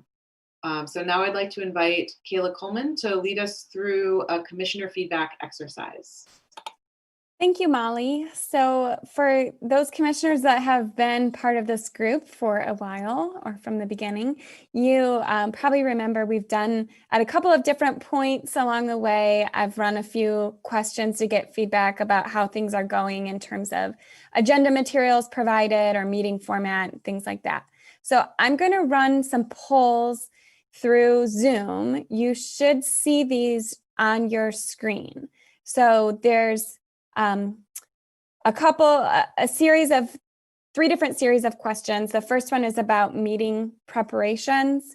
So you should see those questions. Oh, I'm seeing a notice that you don't, do you not? Okay, this backfired. You all are panelists and not meeting attendees, which I hadn't thought through because I'm used to working in a public meeting setting where you're not all panelists. I'll read these questions and we can just do a more informal discussion if that sounds okay. And then in the future, if you want to do a more quantitative response, I can set it up in some different polling tool, but I forgot that Zoom does not allow panelists to participate in polls. And if I bump you all to attendees, you'll lose your video access. So first is about agenda materials and whether they're delivered with enough time before the meeting to review and prepare. Can you all see the questions on your screen? Okay, let me just read them and then we'll just open up to discussion on these questions together. Next is about the homework guide. Do you reference the homework guide? Do you find it helpful if you do reference it? We spend time preparing it each month, so I'd like to know whether we should continue doing that. Same with the monthly staff report, and we've made changes to that staff report based on feedback from this commission. You're now receiving just the projects that have updates each month, but do you find that helpful? Do you reference that? And in general, how much time do you spend preparing for commission meetings? So if anyone wants to chime in on any of those questions, feel free. We don't have to spend a ton of time on this though, so just maybe hit some high level feedback. I'll jump in to say that I do reference the homework guide and I love the homework guide and I find it very helpful. So thank you for that. It's just so great to have everything condensed into one or two pages.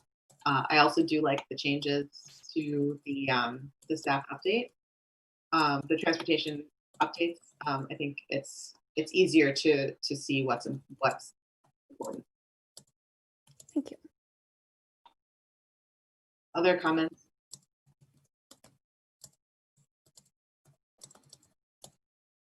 Commissioner Lernahan and then Haramaki. Yes, Molly, I'd like to echo your comments. I think that the homework guide is very helpful. I refer to it often as well. It's a guide for me, so I would see it continue.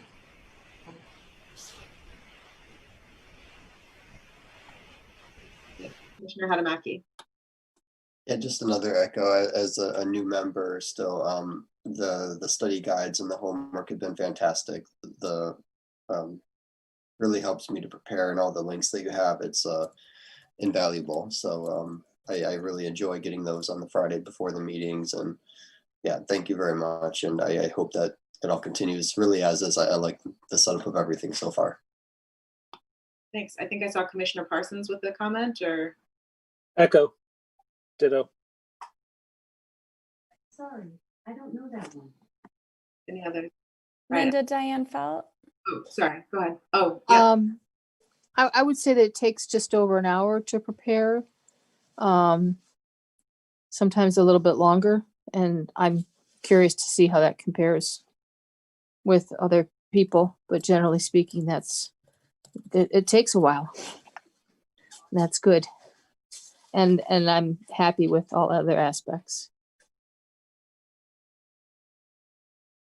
For my first meeting, when I was first appointed to the commission, it took me like 4 hours. I was pouring through everything. I felt like I needed to really catch up and get up to speed, but it's changed a lot. So I agree with Linda Diane. About an hour is usually enough time, sometimes a little bit more. Yeah, But I'd say about the same for me. It's just, yeah, I mean, sometimes I come across, obviously, there are things like whenever there's like a 300-page document linked, I'm not reading all of that because it's like, I've tried before to read them and they're just typically a lot of technical mumbo jumbo and stuff like that. It's just, yeah, it's just way too much to take in. But yeah, I mean, the homework guide is useful. As far as getting them materials on time, usually it is. I mean, if it's delayed, yeah, I mean, probably should want it by the weekend before, or just, yeah, I mean, more if there's some questions you want me to like come with, or if there's questions you have for us. Okay. Well, thank you. I appreciate all the feedback. I'm glad to hear the homework guide is helpful. I won't be offended though at all if anyone does have specific, you won't hurt my feelings if there are changes you would like to see or something that could help help your preparations be more efficient or more effective. Just feel free to shoot me an email at any time. So let me launch the next set of questions. This is about the Zoom meeting format, the electronic meeting format. So what is your comfort level with the Zoom meeting process that we've been using? Oh, sorry, I didn't launch it yet. What is your comfort level with the Zoom meeting process we've been using the last few months? Do you have a preferred format now that we've been doing meetings electronically? Do you prefer meeting in person at City Hall? Do you prefer meeting through Zoom? Or would you, in an ideal world, like to have the option whether you attend in person or electronically? I don't know whether that's actually on the table, but might as well gather your feedback about it. And then for discussion, what could make the electronic meeting format more positive for you, whether from your own perspective or what do you think might help the public participants or the presenters that we invite?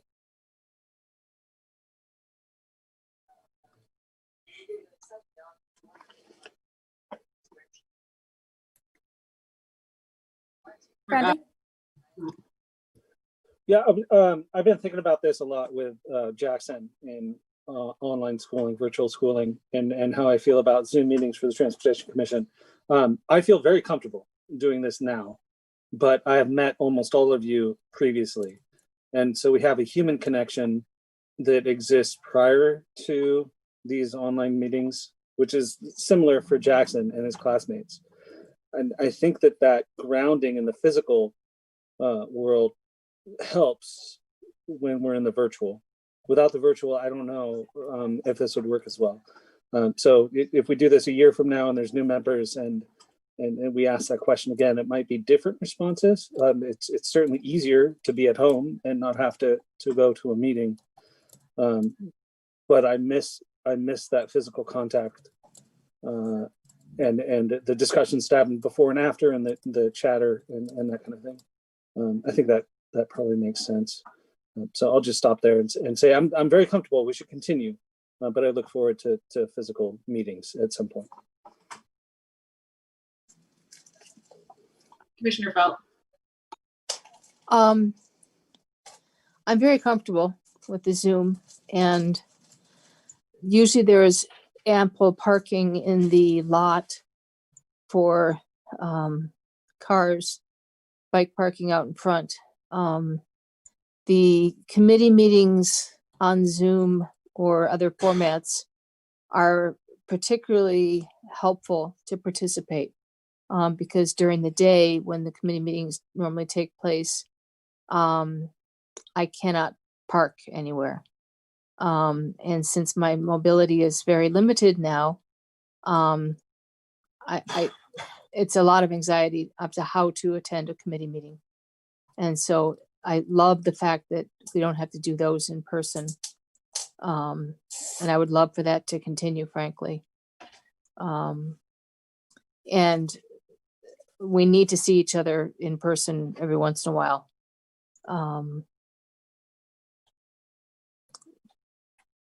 That's hard to work out. That's it. Go ahead, Commissioner Hall. Yeah, I'm pretty comfortable with the way these meetings worked online. I mean, yeah, I don't necessarily wouldn't necessarily like it if we rushed into like going back in person. Like, I know, like, yeah, like right now, there's nothing stopping us. I mean, maybe the city would stop us, but I don't think the governor would stop us from meeting in person. I've seen like some cities are meeting their councils in person now, but I wouldn't want us to do it while it's still COVID is still a concern and while bus service is still limited and encouraged to be for essential trips only. And yeah, I would not want us to go back to in person under those circumstances, like where it's still, yeah, I mean, and I think, yeah, actually ICPOC, the Police Oversight Commission. I think they've done a couple in-person meetings that are like outside somewhere, like, but yeah, I mean, just yeah, I mean, I think this works pretty well. And yeah, I think, yeah, we probably should go back to meeting in person when things return to more normal, but it might be nice to have a virtual opportunity for participation, particularly if there's any committee or subcommittee meetings that are in the daytime, because if you're working during the day, that's a lot more time if you have to add traveling back and forth versus just.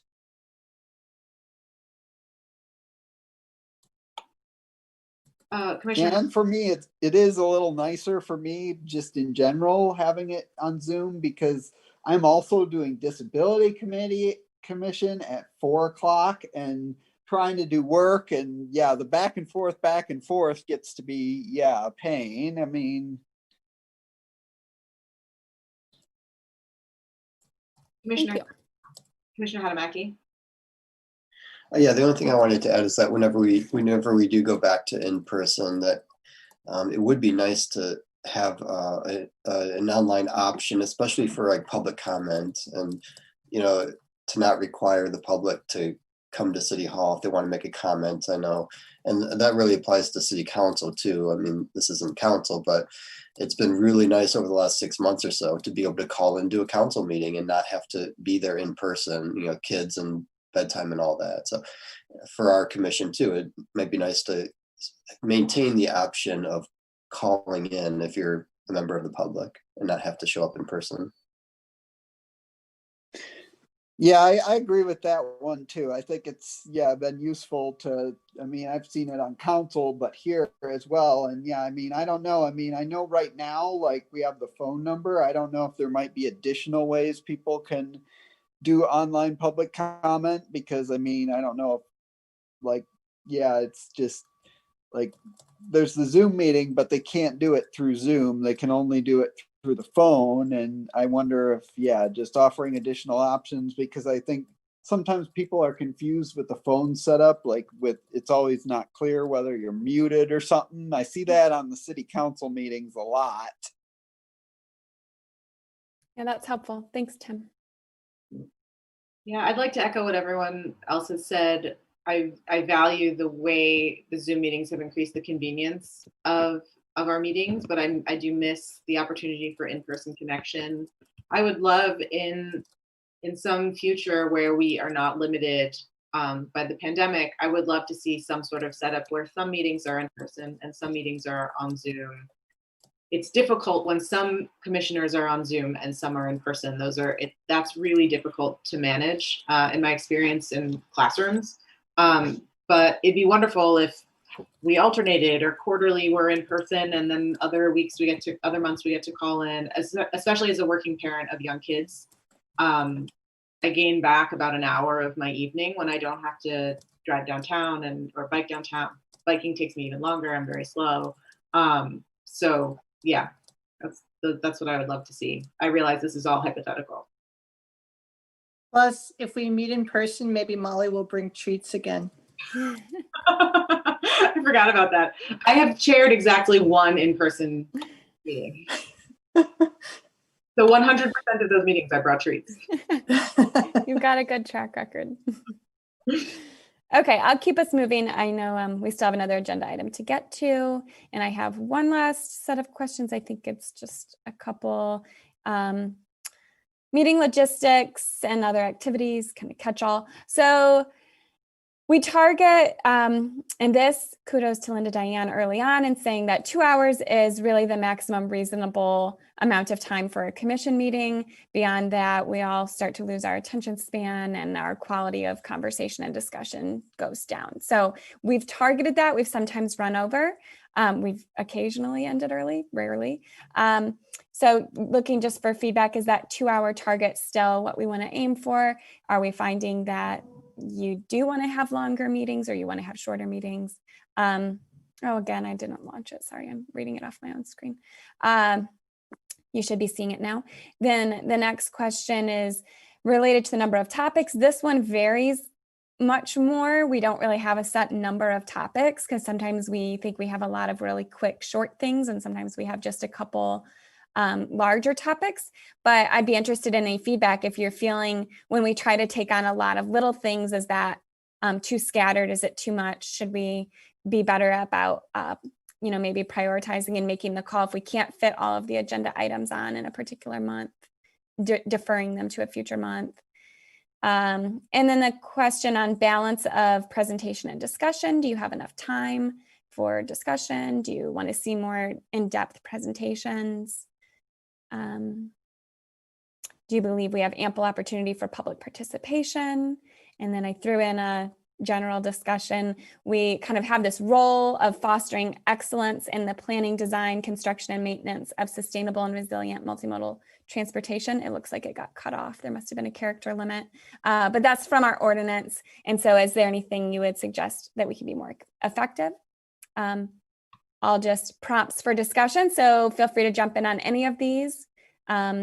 Yeah, maybe just to keep us in time limit, that last question feels really meaty. Yeah.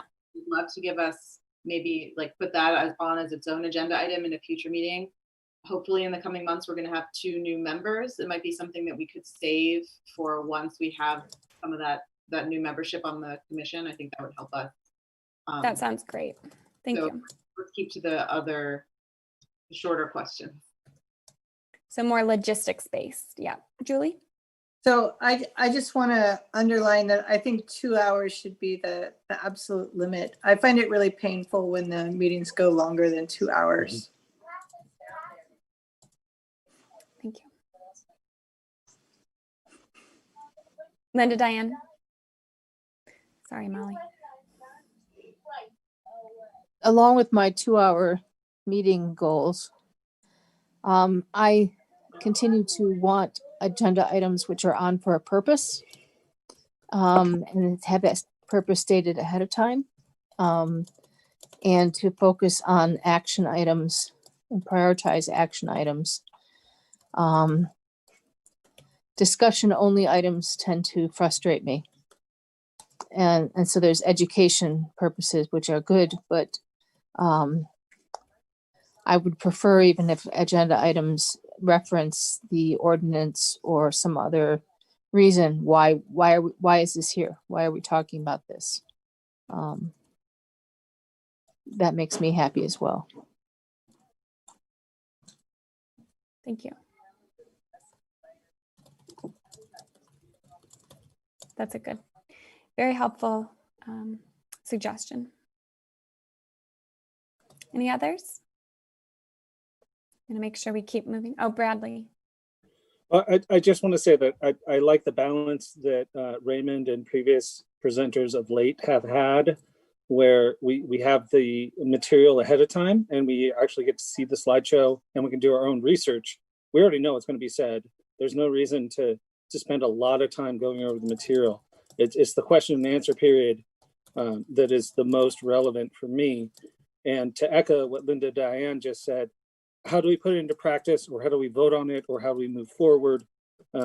Those are really important, I think, for this commission. We're beyond the informational stage at this point. It's how do we implement, I think, would be a way that I would frame what's most helpful for me personally. I agree with that, but I do believe that some level of information in these meetings is valuable for public engagement, for public participation. It's true that all of the printed materials are available beforehand, but I think members of the public may be less likely to access those before a meeting. So I think we've been striking that balance, and I think it's good. I wouldn't want to move too far away from some level of information. Yeah, fair, totally fair. But that's where I am. Yeah, I agree.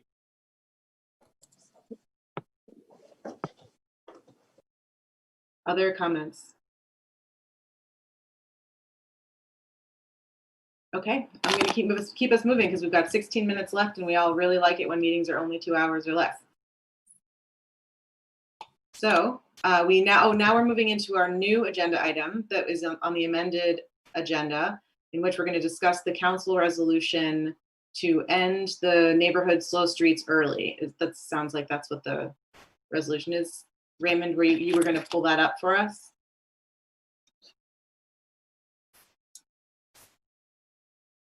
There, hopefully you are seeing that. I will say I'm getting some unstable network connection, so if I go max headroom on you, forgive me. So this just hit the airwaves yesterday afternoon when we caught wind of it. So there is a draft resolution for the next city council meeting on Monday to discontinue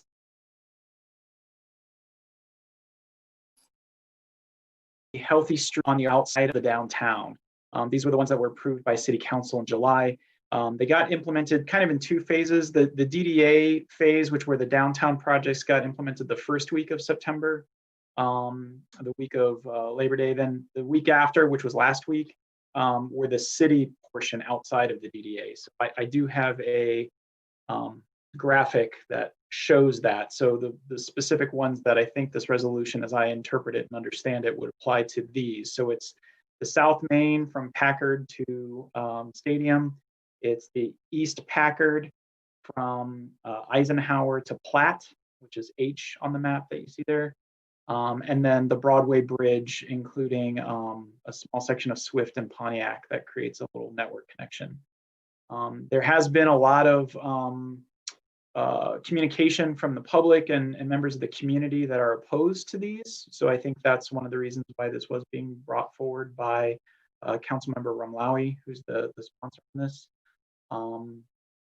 So that's about as much as I know. I don't know if there's other context that needs to be added, but I think, as I understand it, this is what's being proposed for to discontinue and to stop this deployment.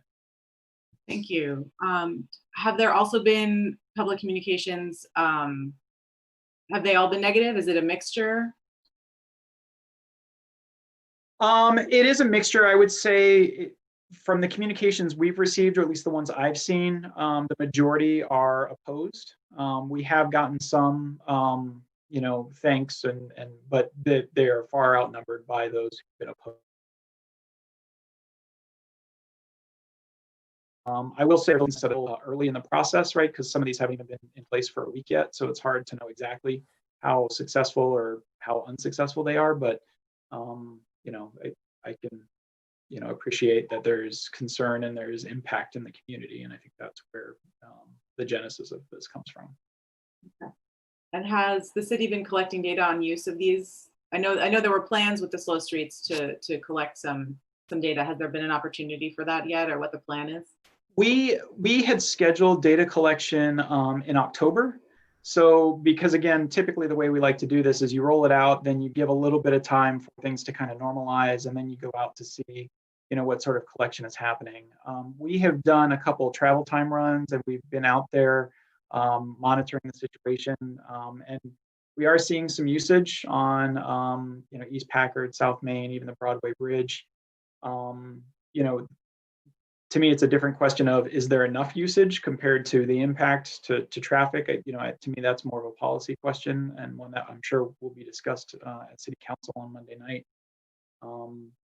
But like East Packard in particular, we're actually seeing more usage than we were expecting. That doesn't mean it's a lot, but it just means, again, on the map that you see in front of you, H is kind of the outlier to this whole program because it's kind of so far removed from downtown, but it was suggested because it provides a link between, two facilities and serves different types of communities down there. So, and we are trying to collect some initial data that we can share with council on Monday.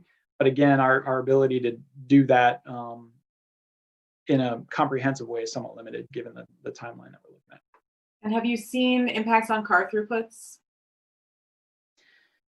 Well, it depends on what you're comparing it against. And I think that's part of the discussion, right? So generally speaking, what we're observing is vehicular traffic is about 75% of pre-pandemic levels. I would say during, the depths of kind of the pandemic, it was below 50% or even, lower than that. So traffic has resumed. Of course, school just started too. So there's kind of a double whammy that's happening that, things are starting to reopen and universities back in session. I will say, if you compare, and this is some of the analysis we're trying to do now, so this answer is not definitive yet, but if you compare kind of the queue lengths and the congestion pre-pandemic, to what is maybe being experienced now, we're trying to make kind of a comparison to that as opposed to today from a week ago, because a week ago is still not a normal situation. So that's kind of some of the information we're trying to gather and provide for the decision makers to contemplate. Thank you. Those are all really helpful. I can now open it up to Commissioner questions and comments. Again, in screen share, I can't see your faces, so please raise your hand electronically. Commissioner Felt. I have a number of concerns about the resolution, mostly that this was supposed to be an experimental process and ending it without even having 2 weeks. And I understand some of these were only up for 2 days. Seems way premature. And we know that this is a city where people go, change. So I'm very uncomfortable with the process of ending it before it's begun. I also think that the way that I read this, it ends the Healthy Streets programs outside of downtown. And so that would include Sunset, that would include, I don't actually get out much anymore. So I'm not sure of all the streets, but there's Washington, there's a whole lot of streets that sound like they would be included in this. And while there's been some controversy, people are somewhat in favor. Now my sources are mostly WBWC mailing list and also Nextdoor. So my sources are not definitive in any way. And I know that on the Broadway Bridge, social distancing is a definite issue. And so there may not be the traffic, there may not be the pedestrian and bicycle volume, but that was already a lot of conflict before more people were walking and biking. So this really doesn't make sense, and it seems very, very premature to me. So that I think that it's it sounds reactive.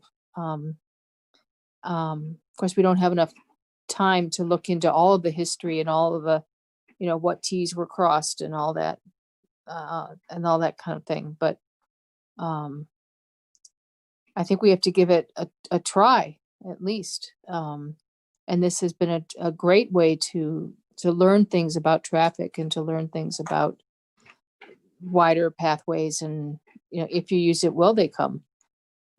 Which is an excellent question. So I think that's the gist of my objections. But I can't see any reason why I'd want to support this resolution. And yeah, if I should just clarify one thing,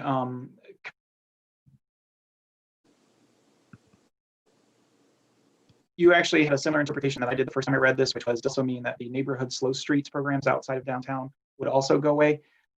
My current interpretation, which hopefully is consistent with Councilmember Romlawi's intent, is this would only pertain to the streets I showed on the map, which is, East Packard, South Main, Broadway Bridge, that the others are not part of the resolution 20-262. That was kind of a separate administrative. So I think this is specific to just those arterial healthy streets outside of downtown. So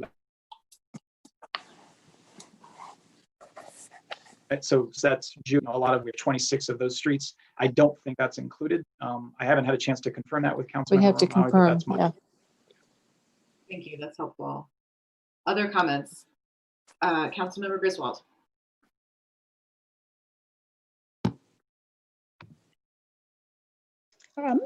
Yes, I supported the initial resolution for safe social distancing outdoors. I did not support the healthy streets because some of the details had not been engineered to the point where I thought that they were viable. And I'll just add that on Packard, the feedback that we got today is that on one side of the street, there was cement repair in the outside lane. And on the other side of the street, there was a large, either cement truck or they described it as a large red truck. And we've had other cases where construction is overlapping with the healthy streets, which obviously is not ideal, and you can't test really the healthy street model when you have that going on. Another thing, I don't know if council will even be given the decision to vote if football returns, even though the fans won't be in the stadium. Many people will come to Ann Arbor to party and to watch the game on their large screen TVs in their RVs and outside. So I think we're waiting for staff to determine exactly what the football traffic is going to look like.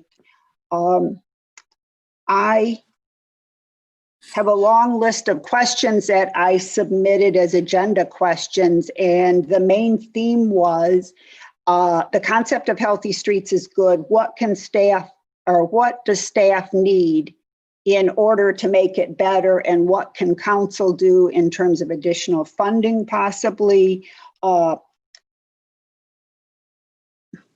more engineering support? Exactly what do we need based on what we know right now? And I agree, we don't know everything, but we do have some valuable information about this program.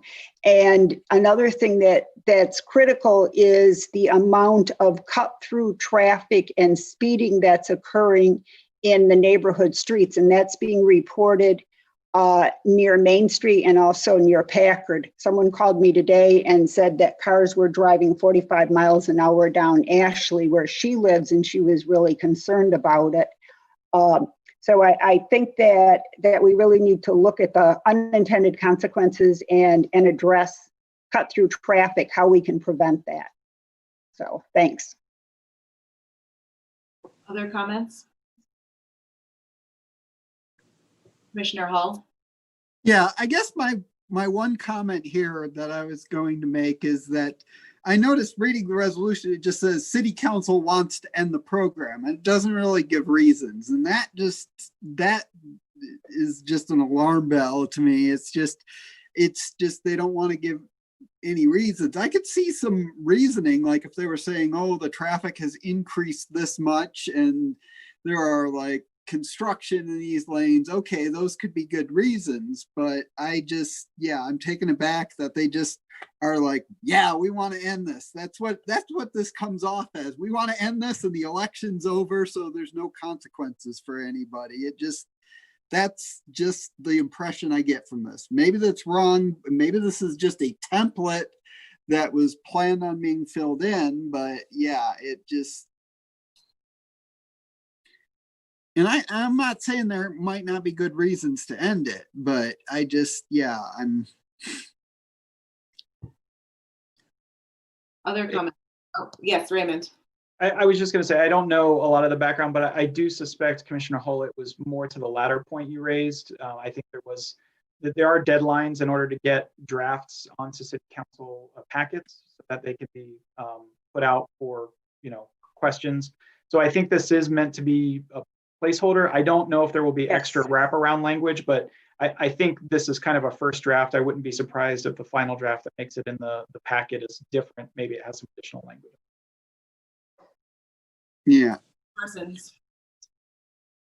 Yeah, thanks. I feel like I could talk about this for a long time. I'm going to try to limit it some. I was ambivalent about, I should say context-wise. I can see Packard from my house near Packard and Platt. I mean, it's that far away. I can see it right now. It's empty. And during rush hour traffic, from 4 until 5:15. Sure, there's a little bit of backup, but it's nothing like it was before. That said, I understand there is cut through traffic now. There is more traffic backup than there was before, so I can understand why some people are frustrated. There's a couple of things as I've been following this on social media and in the community. One is the question of equity when it came to how these were set up. I think we need a better definition of equity for this Transportation Commission, at least understanding what equity means in terms of transportation. And it doesn't necessarily deal with turning movements. It's about social economic status and underrepresented people and how they move. The second thing to say is that these are often framed as just bike lanes. They're not just bike lanes, they're people lanes. These are ways for people to move along these corridors.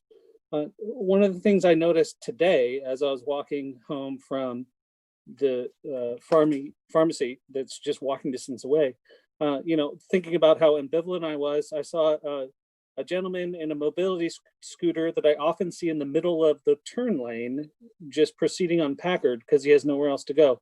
He was using one of these lanes.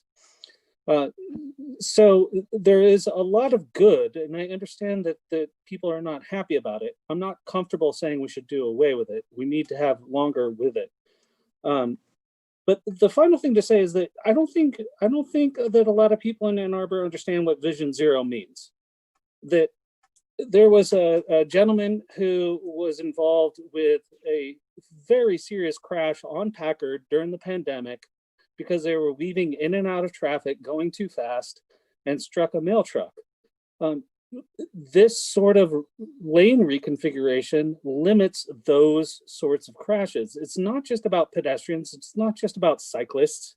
It's about making the roadway safer for all users. So I'm not ready to give up on it. I'm not going to vote that we should recommend that. But I at least want to put my 2 cents out there that this is opening up a lot of conversations that I think this community needs to confront as we move toward our future. Thanks. Thank you. Other comments? So I'm just going to speak briefly that I think it's ridiculous to be ending these as early as this resolution proposes to end them. These changes were fundamentally conservative. They're small. There are 3 of them, and they are in known problem areas for anyone who's outside of a car. And to end this experiment before it even begins is really just it's a waste. It's finally been implemented after a lot of delays by council. We have to give them a chance to actually see how things go. And so I strenuously object to ending these Healthy Streets programs on October 2nd, especially given the delays in implementing them. I think I would propose a resolution from the commission that recommends that council keep the Healthy Streets outside of downtown in place for the planned duration, which, as I understand it, now would go into like November, but realistically it's going to be when it starts snowing. That's my understanding. So I don't know if others maybe give me like some head nods, some thumbs to give me a sense of whether or not this is the direction we want to go. All right, so there have been some issues with the way I've proposed, we've handled resolutions before when they're happening on the fly. So I think, Kayla, I'm going to ask you to state the resolution as you understand it so that you can have it captured. And then once we have that clear, we will take a vote. Yes, thank you. So I believe that the resolution as proposed is that the Transportation Commission recommends that council keep the Healthy Streets outside of downtown in place through the originally approved duration, something like that's. Raymond, did you have a? I just thought maybe, would it be simpler to, if the commission doesn't support this resolution, to just not recommend approval instead of passing a kind of counter resolution? Would that simplify things? My recollection is that we can't resolve in the negative. Linda Diane is my Roberts Rules expert on this. Is that correct? No, you can. Great. Well, and I guess what I'm getting at is it's not even a resolution. It's just Transportation Commission is making a recommendation on this resolution, either in the positive, in the affirmative, or the negative. So that's. Yeah, Okay. I think you'd be recommending that council not approve, right? Okay. Great. Yeah. But Yeah, and I think it's nice to put in a supportive thing, like in support of healthy streets, we recommend the council defeat this resolution. Great. In whatever form, and the problem is it's going to change form, so we need to make it slightly broad so that whatever the final form is.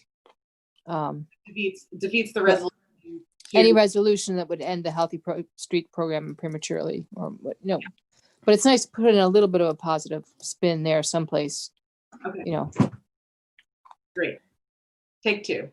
Okay. As I understand it, in support of healthy streets, the Transportation Commission recommends that council defeat any resolution that would end the Healthy Streets program prematurely. Is that okay? Was that too broad? Did you want to say specific to downtown, outside of downtown? Yeah, we should maybe say outside of downtown, or in, and or as reflected in the resolution, the draft resolution coming before the council. Okay, and I think I can reference that resolution number. I don't think the resolution number will change, even if the content does. So can I do the final take then? In support of healthy streets, the Transportation Commission recommends that council defeat any resolution that would end the Healthy Streets program prematurely as reflected in resolution. It'll be R-20- whatever. Great. Then? Yes. My only question is the Healthy Streets initiative or the Healthy Streets period? I mean, just as long as we have the label correct going in there. Okay, so program initiative period, that I can figure out, I think, outside. Yeah, okay. Great. So I'm going to ask for a motion, then we're going to do discussion, and then we're going to vote. So move. Great. Can I have a second? Parsons?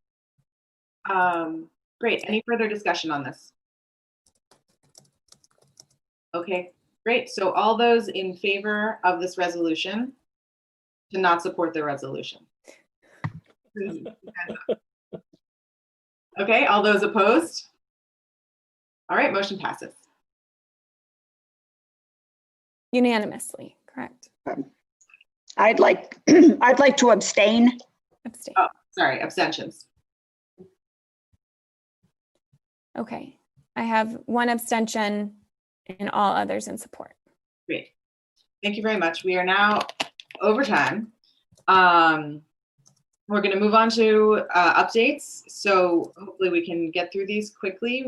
First up is Raymond Hess with the staff report.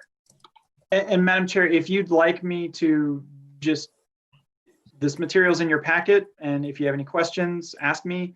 The one thing I do want to highlight, since it is relevant to the conversation we just had, is there is a public survey right now related to healthy streets, because throughout the course of the deployment, we want to gauge, what people's experiences are. So if you reference the report, please share that. We want to get as much input from everybody on that as possible. So that would be the only plug I have specific, but everything else are just project updates. Thank you. Great. And so then next we have liaison reports. So any commissioners who specifically serve as a liaison to another body or organization are invited to provide reports, brief reports. Okay. I'm not. Oh. Yes. Yeah, well, the Commission on Disability Issues met, and we're actually wanted to review some of the recent crash data in conjunction with making a resolution on HB 4738, a recommendation on the crosswalk law, essentially. And yeah, so we're just getting this, and we're going to talk about it. And yeah, there was definitely interest in looking at the crash data. Great, thank you. Others? Okay, so now we're going to move on to commission member communications. So this is an opportunity for all commission members to share communications of any kind. Okay, I'm not seeing any. I'm just going to make a really brief one, which is I want to express again my gratitude to Commissioner Wendy Woods and Commissioner Deanna Lernahan, who have left or are leaving our commission. They've made some really wonderful contributions, and I do want to acknowledge them. The other thing I want to do is really quickly make a couple of book recommendations. There are a couple of recent books that have come out that are incredibly valuable for understanding the crisis situation we have in our streets right now. The first one is Crash Report by Woodrow Phoenix, which is graphic. It's illustrated. It's like a comic book of everything going wrong on our streets. And the other one is called Right of Way. This one I'm reading on my phone by Andrew Schmidt, which is specifically about the pedestrian road death crisis. Oh, look. So those are both great. Maybe we can have a book club. I won't take any more time on that one. Thanks very much to everyone. Oh, call for agenda items. Can we do this let's do this via email. So if you have anything you want to add to future agenda, please send an email to me and Kayla, and we will work that into another agenda. So our next meeting is scheduled for Wednesday, October 21st at 7 p.m. It will also be a virtual meeting. And if there are no objections, we will adjourn our September 16th, 2020 meeting. I'm looking for objections. I'm seeing none. All right, this meeting is adjourned. Thanks very much, everyone. Great to see your faces. Thanks, Molly.